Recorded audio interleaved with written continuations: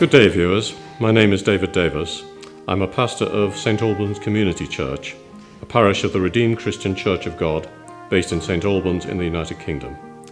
It is my honour and privilege to present to you the Open Heavens Reflection today, based on the Open Heavens Daily Guide written by our Father in the Lord, Pastor E.A. Adeboye, the General Overseer of the Redeemed Christian Church of God. Today's topic is Situation-Dependent Service, and the Bible passage is taken from the book of Daniel, chapter 6, verses 18 to 23. Now the king went into his palace and spent the night fasting, and no musicians were brought before him. Also his sleep went from him. Then the king rose very early in the morning and went in haste to the den of lions. And when he came to the den, he cried out with a lamenting voice to Daniel. The king spoke, saying to Daniel, "Daniel, servant of the living God, has your God, whom you serve continually, been able to deliver you from the lions?" Then Daniel said to the king, "O king, live forever. My God sent his angel and shut the lions' mouths, so that they have not hurt me, because I was found innocent before him. And also, O king, I have done no wrong before you." Now the king was exceedingly glad for him, and commanded that they should take Daniel up out of the den. So Daniel was taken up out of the den, and no injury whatever was found on him, because he believed in his God.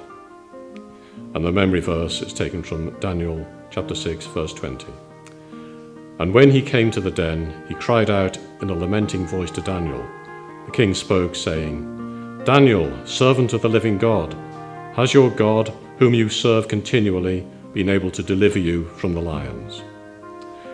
Brethren, let us reflect on today's readings.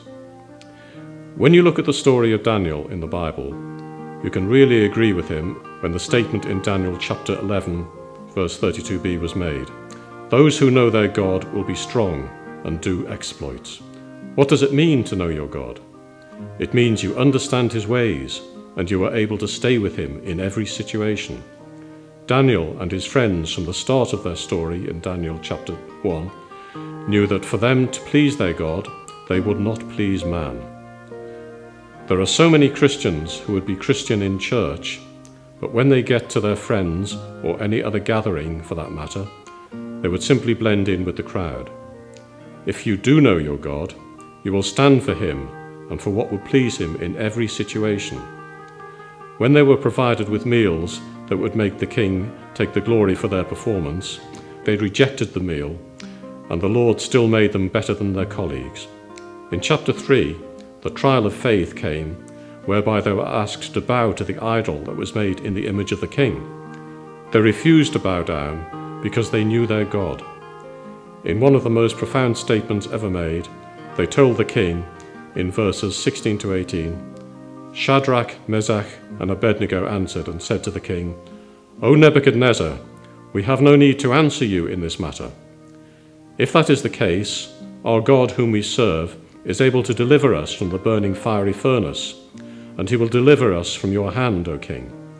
But if not, let it be known to you, O king, that we do not serve your gods, nor will we worship the gold image which you have set up.'"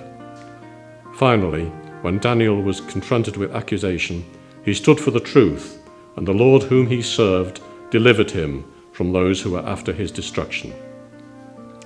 And the key point for today is, although God can deliver his children from any unpleasant situation, he reserves the right to decide whether and when to deliver them or not, depending on what he wants to achieve from that particular situation.